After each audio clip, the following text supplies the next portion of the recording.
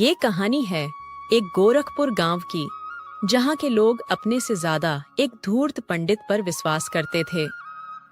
पंडित इन गांव पर ऐसा जादू चला रखा था जिससे सारे लोग इनकी बात मानते थे। देखो गांव वालों, मैं जहां तक इस गांव का भविष्य देख रहा हूं, काल की ओर बढ़ता जा रहा है।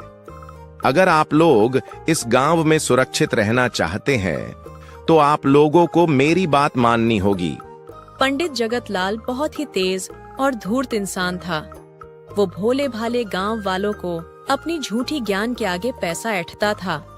पंडित जी, अब आप ही का कृपा है। आप जो कहेंगे हम करने के लिए तैयार हैं। बस आप हमें राह दिखाएं, जिसे हम गांव वाले बच सके। तो सुनो, आज से लगभग 4 दिन बाद पूर्णिमा की रात है। अगर आप लोग उस रात को जंगल में पीपल का पेड़ के पास 11,000 रुपए और 2 किलो चावल चढ़ाते हैं, तो इस प्रकोप से पूरे गांव सुरक्षित हो जाएगा। और हां, एक बकरी का बलिदान भी देना होगा। पंडित की बात सुनकर सारे लोग चौंक जाते हैं, लेकिन उनके पास और कोई चारा नहीं था, क्योंकि सभी को अपनी जान प्यारी थी। इसलिए पंडित आज भी अपने प्लान में सफल हो जाता है। ठीक है पंडित जी, हम लोग रुपए और बलिदान देने के लिए तैयार हैं। आखिर आपका ही देन है हम लोगों को बचाने का। और आज आपकी बात नहीं माने तो पूरे गांव स्कंट में आ जाएगा। इसलिए हमें अपनी जान प्यारी है। क्यों गांव वालों? हाँ कविता, तुम ठीक कह रही हो। हमारे अन्नदाता तो पंडित जी ही हैं। वो जो करेंगे हमारी भलाई के लिए करेंगे। हम लोग तैयार हैं। तो ठीक है, गांव वालों, पूर्णिमा की रात का इंतजार करो। समय बीत जाती है और वो पूर्णिमा की रात आ जाती है। सभी गांव के लोग एक बकरी और पैसे लेकर जंगल में पहुंच जाते हैं। थोड़ी देर में वहां पंडित जी भी आ जाते हैं। चलो गांव वालों, आप लोग सभी पैसे पैर के पास चढ़ा दो और बकरी को बलिदान में दे दो। पीपल महाराज आप सबका भलाई करेंगे। गांव वाले बेवकूफ थे। वो धूर्त पंडित जैसे जैसे उन्हें मूर्ख बनाता, गांव वाले मूर्ख बन जाते। कभी पीपल का पैर बलिदान मांगता है क्या? बेचारी बकरी एक पंडित के चलते हलाल हो गई। सारे लोग पैसे चढ़ाकर गांव लौट जाते हैं और पंडित पैसा लेकर अपने घर चला जाता है।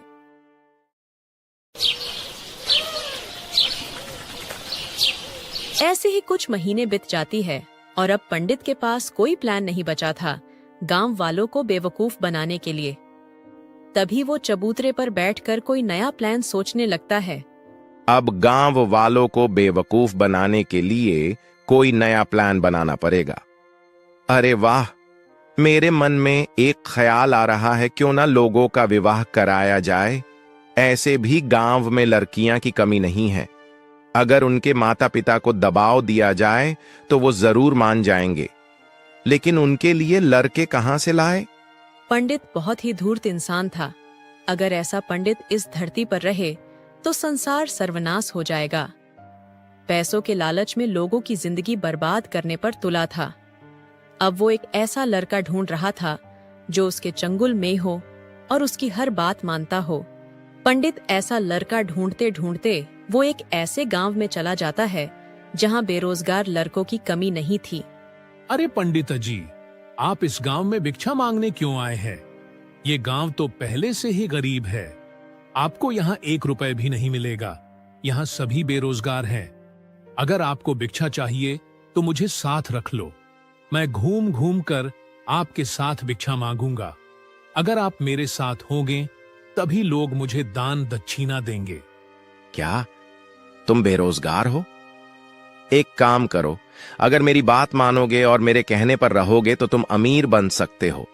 लेकिन हां, किसी को कानो कान खबर नहीं होनी चाहिए, क्योंकि यह काम बहुत ही रिस्की है। मैं अमीर बनने के लिए कोई भी रिस्की काम करने के लिए तैयार हूं। बस आप मुझे रास्ता दिखाइए। पंडित सारी बात मनोज को बता देता है। धूर्त पंडित को आखिर जैसा लड़का चाहिए था, बिल्कुल वैसा ही उसे मिल चुका था। दोनों लोग फिर से उसी गांव में चले आते हैं जहां पंडित का पूरा मनमानी चलता था। अब उनका एक ही मकसद था कि लड़कियों का शादी कराना और खूब पैसे ऐंठना। चलो मनोज, अब हमें उस घर में जाना है जिस घर में लड़की शादी के लिए तैयार हो और उसके माता पिता उसके लिए लड़का ढूंढ रहा हो। अगर तुम्हारी शादी उसके साथ तय हो गई तो हम उनसे काफी पैसे ऐंठ सकते हैं। वो तो ठीक है पंडित जी, लेकिन क्या वो लोग आपकी बात मानेंगे? ना तो मेरे पास कोई ढंग का घर है और ना ही मैं कमाता हूं। फिर वो अपनी बेटी की शादी मुझसे क्यों करेंगे? यही तो तुम्हारी भूल है मनोज। ये गांव भले ही तेज है, लेकिन इसे अपनी उंगली पर नचाता तो मैं ही हूं। तुम चिंता मत करो, इस गांव के लोग वही करेंगे जो मैं कहूंगा। चलो फिर देखो तमाशा। पंडित और मनोज अपने काम को अंजाम देने निकल जाते हैं। वो सबसे पहले दिलीप और मोनिका के घर जाते हैं। दिलीप की एक ही बेटी थी और पंडित उसे अपने जाल में फंसाने में कोई कसर नहीं छोड़ता है। देखो दिलीप, तुम्हें तो पता ही है कि मैं गांव के लिए कुछ भी कर सकता हूं। अगर इस गांव पर कोई भी आंच आती है तो मैं उसे क्षण में दूर कर देता हूं। लेकिन इस बार कुछ ऐसा होने वाला है जिसे मैं चाहकर भी बचा नहीं सकता। अब लगता है दिलीप, इस गांव पर किसी की नजर लग गई है। आप पहेलियां क्यों बुझा रहे हैं पंडित जी? साफ साफ बताइए ना क्या हुआ। मेरा तो दिल बैठा जा रहा है। देखो दिलीप, इस गांव पर एक नया आफत आ गया है। मैं जब सुबह अपने पोथी को उलट रहा था तभी मुझे इस गांव का बर्बादी उसमें दिखाई दे रहा था, और जब इससे बचने के लिए उपाय देखा तो मैं तंग रह गया। उपाय बहुत कठिन है। अब इस गांव का बचना नामुमकिन है। आप ऐसा मत बोलिए पंडित जी। आप कई सालों से इस गांव का रक्षा करते आए हैं और आगे भी आपको ही करना है। उपाय कितना भी कठिन हो, हम लोग करेंगे। बस आप हमें रास्ता दिखाइए। पंडित अपना चाल चल देता है और वो सारी बात बता देता है जो उसके मन में चल रहा था। दिलीप शादी की बात सुनकर थोड़ा अचंभव तो होता है, लेकिन गांव के बारे में सोचकर मान जाता है। ठीक है पंडित जी, मैं अपनी बेटी की शादी के लिए तैयार हूँ, लेकिन वो लड़का कौन है और क्या काम करता है, कैसा घर है, वो तो दिखाइए। पंडित इतना चालाक था कि जिसका कोई अनुमान ही नहीं। वो दिलीप को एक ऐसा घर दिखाने चला जाता है जो उसका है ही नहीं था। ये देखो दिलीप, यही वो घर है। और रही बात लड़का की, तो ये मनोज है, इसी का घर है। इसका कोई माता पिता नहीं। बचपन में ही मनोज अनाथ हो गया था, तब से यह अपना जीवन अकेले गुजार रहा है। अगर इसकी शादी तुम्हारी बेटी से हो जाए तो इसे भी सास ससुर के रूप में माता पिता मिल जाएगा। क्यों मनोज, मैं ठीक बोल रहा हूं ना? हाँ हाँ पंडित जी, आप तो एक भगवान का रूप है। आपने मेरी शादी के लिए जिम्मेदारी उठाई। मैं बहुत खुश हूँ। अगर मेरी शादी इनकी बेटी से हो जाए तो यह वादा करता हूँ कि मैं खुश रहूं या ना रहूं, उनको जरूर खुश रखूंगा।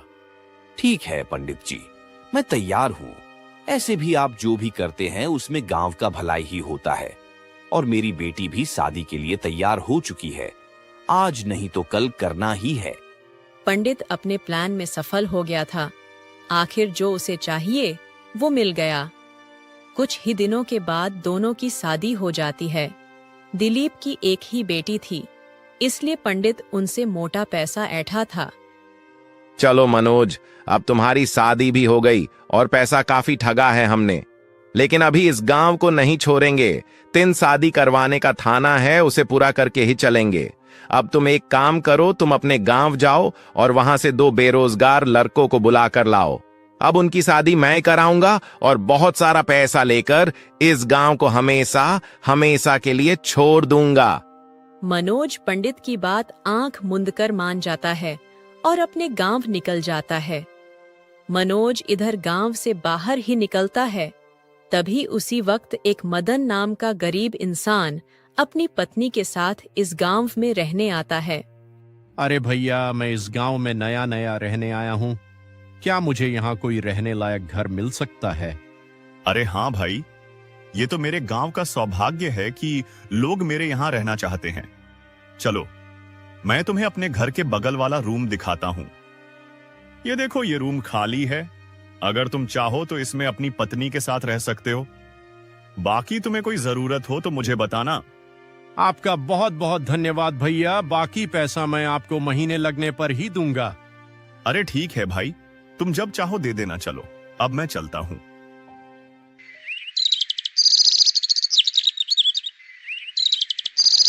कविता, हम लोग इस गांव में नया नया रहने आए हैं, इसलिए मुझे थोड़ा अजीब लग रहा है।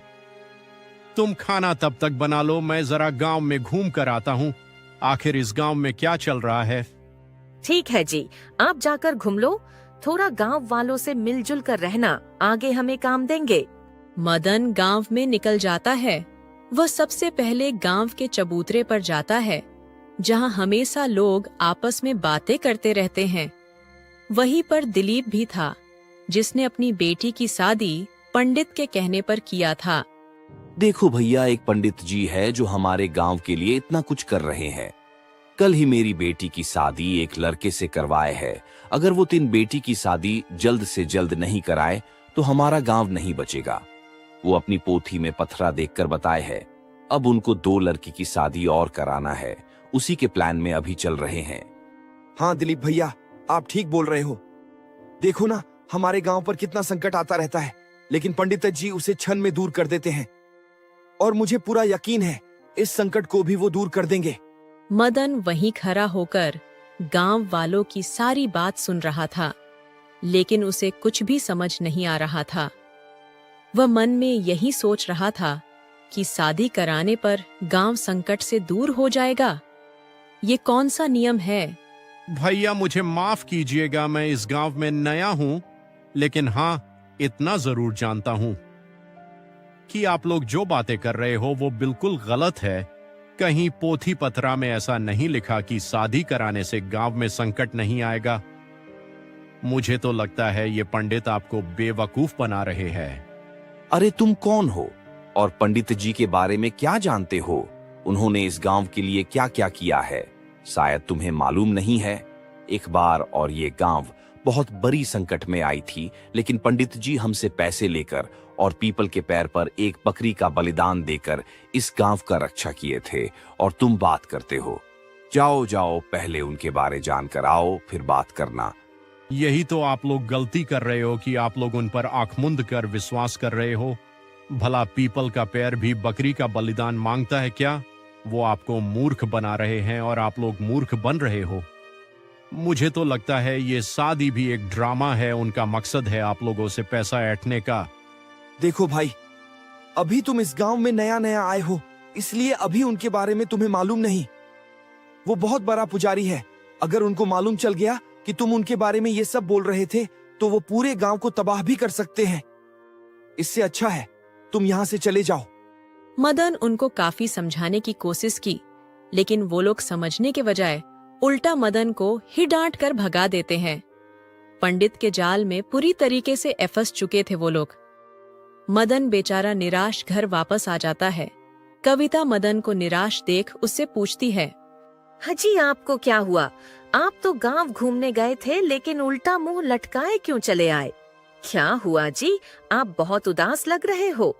क्या बताऊं कविता, ये गांव बहुत बड़ी जाल में फंसी हुई है। हर इंसान का एक धर्म होता है कि वो जिस भी गांव में रहता हो उसे उस गांव का रक्षा करना चाहिए। लेकिन मैं वो पहला इंसान हूं जिसे पता तो है लेकिन कुछ कर नहीं पा रहा। आप पहेलियां मत बुझाइए, साफ साफ बताइए क्या हुआ, तभी तो मैं आपकी मदद कर पाऊंगी। मदन सारी बात बता देता है कि कैसे पंडित जी इस गांव को लूट रहे हैं, झूठा वादा और झूठा पोथी पतरा दिखाकर। आप चिंता क्यों करते हैं जी? जो इंसान अच्छा करने की सोचता है उसके रास्ते में कठिनाइयां जरूर आती है। आप सबूत इकट्ठा कीजिए, गांव वाले आपकी बात जरूर सुनेंगे।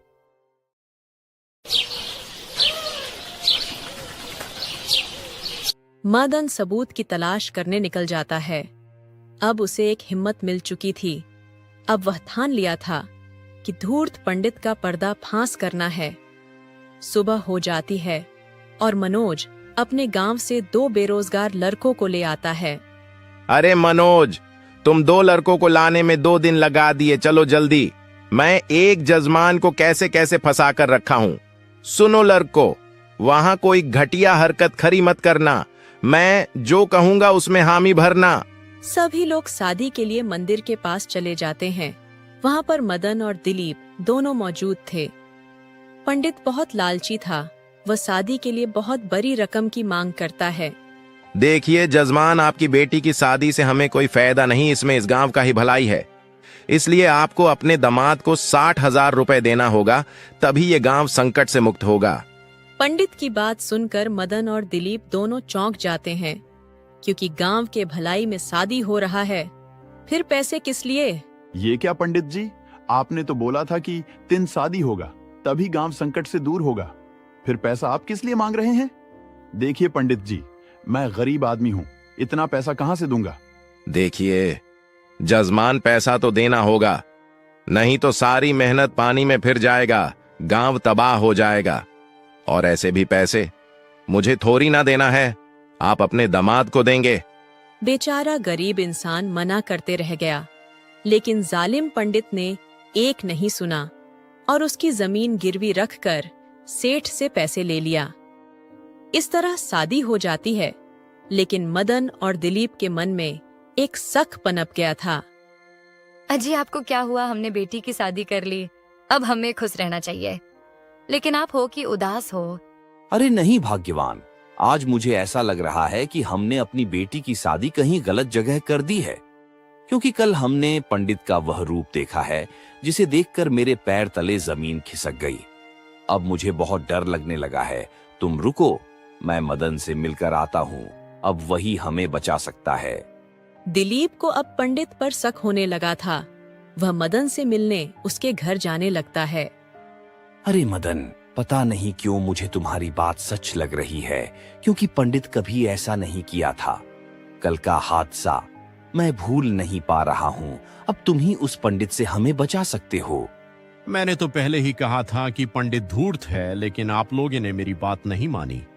लेकिन अभी भी समय है, चलिए मेरे साथ पंडित के घर। अभी दूध का दूध और पानी का पानी हो जाएगा।